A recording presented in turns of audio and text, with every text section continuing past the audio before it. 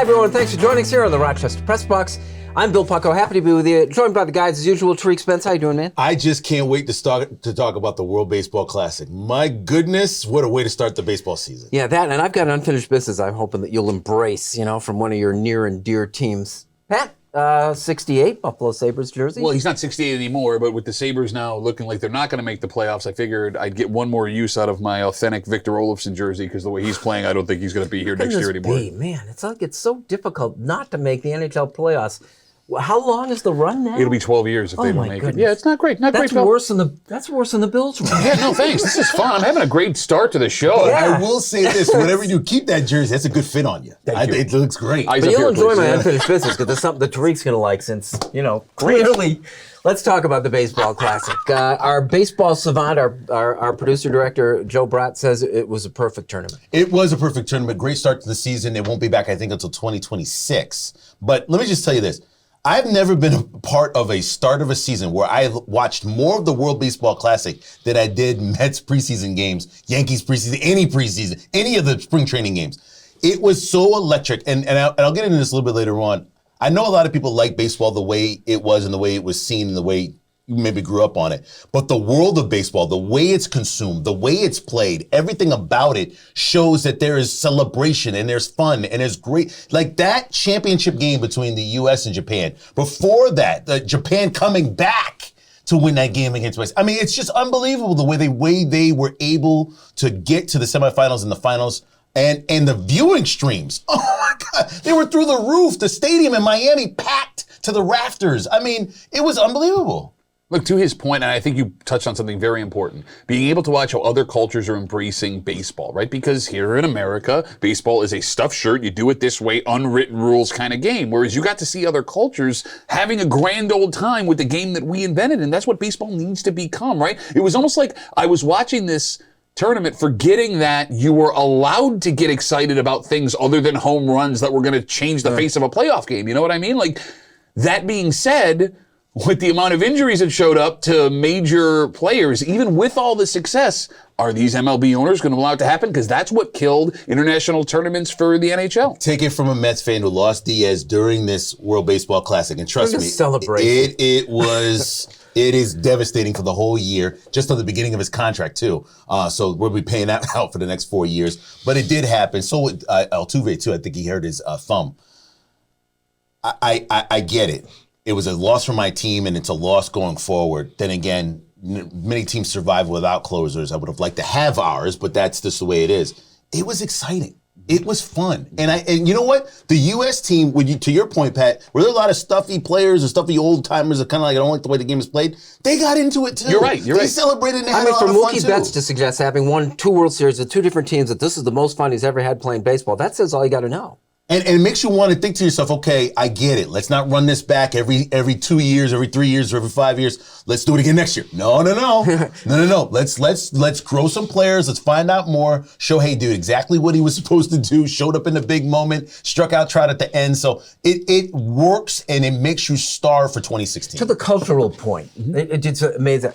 Are we as Americans that much less fun than the rest of the world? Oh, no. Where it's like easy for everyone else to jump up and down and get excited, and we somehow don't embrace that. Oh, no. If you watch an NFL game or an NBA game, you see Americans jumping up and down. It's American baseball fans that are stuck in the mud, stuffed shirt. Maybe arrogant is the word, that I understand this. It's a smart man's game and you don't. This is an intellectual situation we're in. We're not here to blow a horn. But doesn't that just blast that? I mean, when you said, we get it, you don't, and Japan beats us. Agreed. No, and I think, but I mean, it's moments like that where you stand back as an American and go, wait a minute here. And I think the same thing happened with basketball. Yeah. After the dream teams were done and you started seeing the rest of, NBA basketball changed after other countries started catching up. If you, again, look how guys conducted themselves on the court in the late 80s or the early 90s. What would have gotten you punched in the face is now celebrated in modern basketball, and that's a good thing. Oh, by the way, and that game was a 3-2 game, a classic baseball game with everybody's interest in it, pitching the difference in the end. Will this change the way we perceive the game of baseball? I think it should, and that's okay. I mean, you have another sort of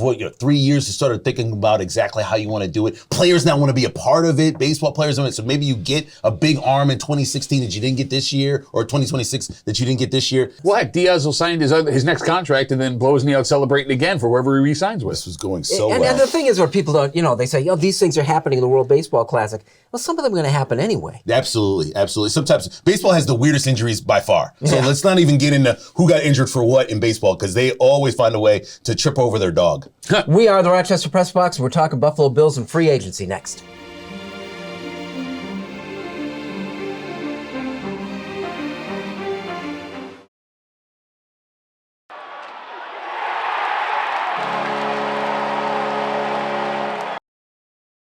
Mike O'Brien, your getaway guy. If you like to travel like I do, you'll love my travel books. Buy one, get one free right now. Email me, let me know what you need. MikeTheGetawayGuy@gmail.com. I'll even sign it. MikeTheGetawayGuy@gmail.com. Hello, welcome back. Thanks for joining us here on the Rochester Press Box. Our Buffalo Bills segment is brought to you by Ralph Honda, but through generations and celebrating 50 years as New York's first and oldest Honda dealer. Visit Ralph Honda today. Find out how we do Honda right at ralphhonda.com. I liked Buffalo Bills and free agency because out of the blue, it seemed to me, they re-signed Jordan Poyer. Yeah, I mean, that was the most interesting. I didn't see that coming at all. Like, I thought if anyone was coming back, it was Edmonds. Poyer was gone forever. Here comes Poyer. It sounds like the market for him wasn't there, and it's something he realized after a couple of days. I mean, if you're going to play for less than you wanted to, why not come home and do it with guys you love to play with? I just thought, because it was like he seemed to be the lost cause. And when he re-signed with Buffalo, I thought, we don't like losing Edmonds, but getting Poyer back is a nice consolation. Well, what's interesting? This offseason, I don't know about you, Duffy, I kind of will reserve judgment for the Bills from now on, because does anybody really know what's going on with free agency or trades or anything? Last week, you went on a rant about Aaron Rodgers coming to the Jets, which would be interesting for the Bills because they'd face him twice a year. But then again, he, as of this recording, hasn't signed yet. Still not Then done. there's this Lamar Jackson thing to the Patriots. And kind of weird, he hasn't signed yet as we're recording this. So there's almost as if I got to take a step back from the offseason, because, I know you made some transactions for the Bills, but there's no way to know if this is the right move or not. Look, the Bills are doing exactly what they have to do. I said at the end of last season, you guys laughed in my face, that I would be fine if the Bills ran back the roster they had from last season, that everything at the end of the year was so traumatic and crazy, and there were so many things that factors in. They're tightening up the edges, right? They're replacing the receivers with a little bit better talent. They're bringing in Damian Harris to run the ball, short yardage, to save Josh Allen's body. If he gets 7 carries a game, that's a massive success for the Buffalo Bills, right? Like, you know what you're doing. You know the talent you have on this roster. Invest offensively in the draft and run it back again and see what happens. And the thing about that, we talked about that with Poyer. Did they overestimate the market? Because there's a lot of players out there, Odell Beckham Jr., all these other different players that kind of like, this is what I want. I'm not going to settle for anything less. When I'm like, well, you may not get what you want. And so that resets the market. Isaiah McKenzie, same sort of thing. Maybe, thinking about it now, you're kind of like, oh, what were they offering me? That might be a better deal. I don't mind starting with the 2 best safeties in the NFL either. That's a nice place to start from. Well, you bring up Edmonds. Bringing back Poyer after Edmonds is gone is much better than a nice consolation prize, because you're going to have a lot of young guys on that defense. And Matt Milano knows what he's doing, but I don't think he's ever made the calls before. The fact that you're going to have someone in that position that Edmonds was in that doesn't have his experience, both of those safeties, knowing that defense inside and out, backwards and forwards, is a huge difference compared to what it could have been. And on the offensive, you're taking 2 players from division rivals, which doesn't hurt. But there's still some scatteredness going on with exactly what's going on in the league. Listen, you don't worry about what the Jets or the Patriots or anybody else are doing. You worry about what the Bills have available and that money available to get these players and sign them. I'm not quite sure. I think the best way to evaluate the Bills offseason is right around the draft, where you maybe make some trades, move up, get some players, and then you'll know. Well, but even, with being the general manager, what he's done, the little moves that he's made is once again put the Bills in the position to take the best player available, which he has consistently been able to do for the last 4 years. Depending on the position that he drafts, he does really well. If we're talking D lineman and offensive lineman, it's a disaster. Everything else has been hits. Harris, the best move so far this offseason. Yeah, and he had limited space to move in, and I think given that and the things that have been done, I think it's been a pretty good offseason so far. It doesn't hurt also that, you have a reputation as a team that not only loves each other very much, with the exception of Diggs getting angry every once in a while, but you're on the cusp of something great. These players in the league look at the Bills and they see what they're doing. Yes, I am willing to sign for X amount to have for 1 or 2 seasons, which Harris did, which the receivers did, to have the ability to play with Josh Allen so I can look like a superstar and go sign somewhere else next year. I will say this, Diggs might have been a little bit upset, but he wasn't wrong. At all. At all. All right. See? Off season That for the face tells Buffalo me. Bills. Doesn't want to agree with me, but he's right. No, you're not right. Yeah, okay, but Our Buffalo Bills segment brought to you by Ralph Honda. Like it or not is next. Diggs wasn't wrong.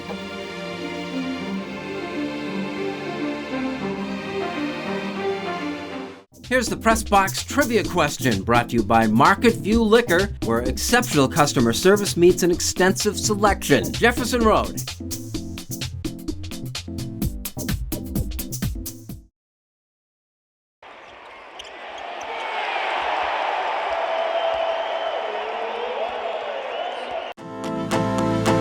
Out in the middle of nowhere is this little hidden gem.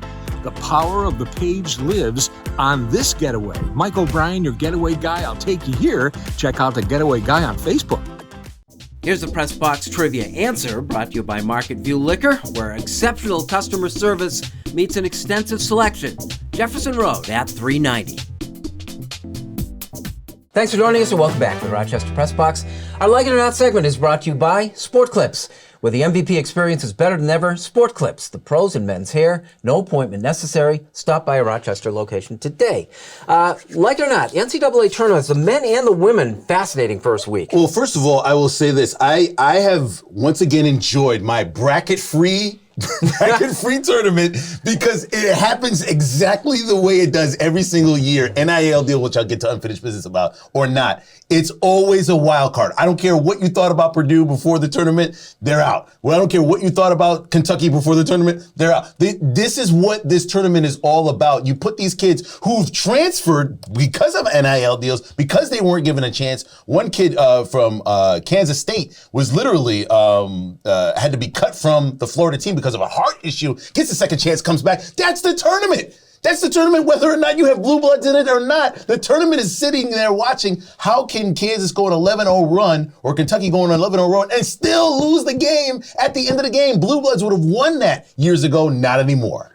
It is interesting. There's a Sweet 16 matchup between Creighton and Princeton, and Creighton is a full 9 seeds ahead of Princeton. And by the way, if Creighton doesn't handle business, Princeton will shoot their faces out. Now, like, I know as we tape this, the game is over and we haven't seen anything, but it is bananas that everything we thought we knew about college basketball, we knew it for 3, 4, 5 decades, has completely turned on its head in the last 3 years, and I love watching blue blood coaches trying to search for explanations when they're being exposed as not good coaches, but really good recruiters with powerful programs behind them. And those are the guys who knew it first. You know, Boeheim, Krzyzewski, Duke, Kansas, Villanova. Those guys got out of the way because they said, this it's changed, it's harder, and I don't want to be part of it anymore. Izzo's the last guy standing. Well, you know what's interesting? But Izzo adjusted. So did Coach K. I mean, when they were the one and dones going around, they didn't like it, but they adjusted to it and still maintained that success. But this is like one and done on steroids. This whole NIL thing. You could recruit guys that are playing with a different team your rival left the year before. It's like one and done. Yeah. and moving on. But it's so much fun to watch because we didn't have trades in college basketball. When you stayed there, you stayed there. And if you wanted to leave, you had to lose a year of eligibility in order to go to another program, and it still wasn't a sure thing. There's so many options for kids. And mention the women, too, because the number 1 seeds in the women's draw never lose, and 2 of them are out. Yeah. Like it or not, Rick Pitino's returning to New York City. I thought that was a joke when I saw it. Like, Rick Pitino, I thought I stepped into a time machine when I saw St. John's and Rick Pitino both relevant again in college basketball. And here's the thing, I don't even know if Rick Pitino makes St. John's relevant. He's 70 years old. How long is he going to be there for to make a difference? Listen, Rick Pitino has moved from job to job to job and been given opportunity to do one thing: get a team like St. John's into the tournament and bring some power right back to that conference. I wasn't surprised because he can win. He may be controversial, but he can win. Maybe? Yeah, and quickly, how long does it take to whitewash your image? I don't know. He's back. Well, I mean, the crazy part is that you've got all these assistants who are available. You can go get guys on other programs very easily, yet we still can't get an instant fix like Rick Pitino. But that's the whole point of it. You want to gamble it all in 1 year. Well, but you're gambling it all on 1, 2, 3 years until something terrible happens, which always seems to happen when Rick Pitino is there. I don't get in the atmosphere that we just talked about why St. John's would gamble their reputation on a blue blood coach that we've seen are struggling in the NIL world. Like It or Not was brought to you by Sport Clips. Unfinished Business is next. No way.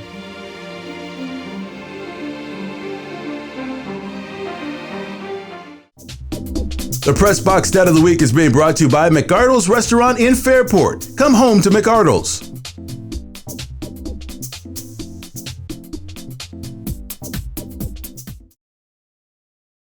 And now to Eichel. He floated one.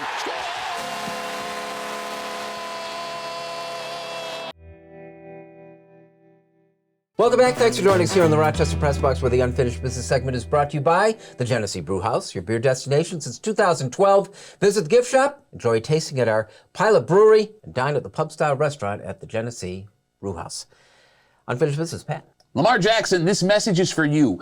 Don't sign a thing. No offer sheet with any other team that the Baltimore Ravens will be able to match. Do not sign the tender they're giving you to play under the franchise tag this season because you deserve the money. Well, let me take that back. Maybe you don't deserve it. But what the league did makes it so you deserve the money that you think you're going to get.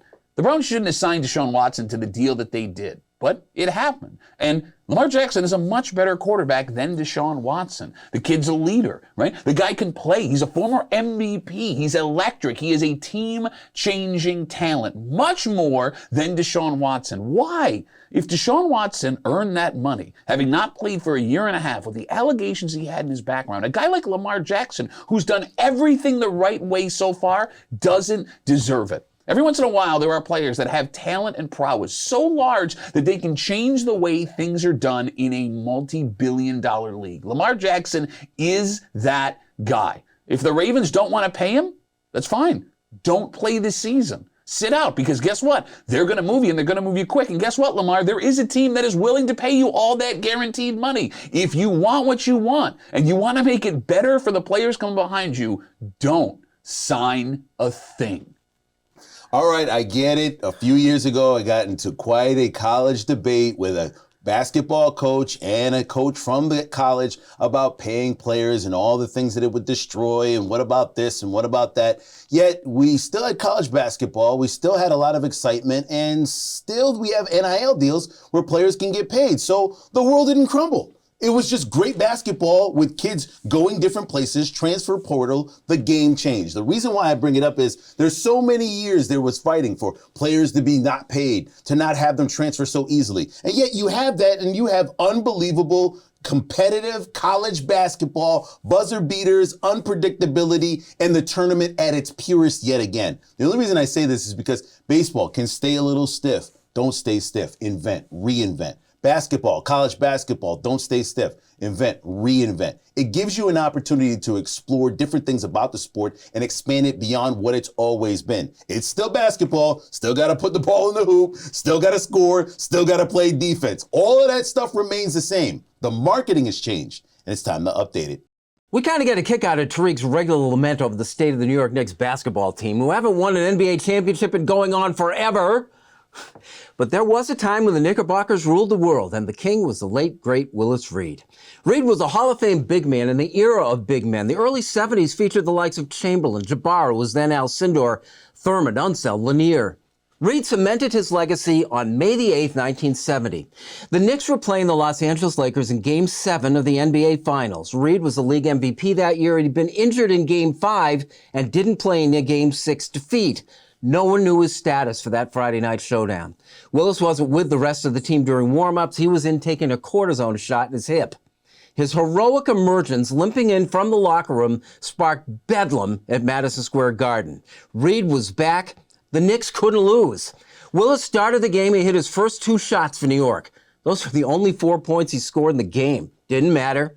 Teammates took it from there, especially Walt Frazier, with the greatest offensive night in the Game 7 Finals history that, due to Reed's unintentional theatrics, no one remembers. Clyde scored 36 points with an amazing 19 assists. The Knicks led by 14 at the quarter, 27 at the half, and beat LA for their first championship 113-99, and did it again 3 years later, beating the Lakers in 5.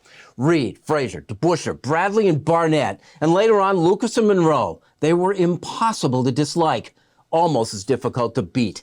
The captain has left the stage. His teams live on.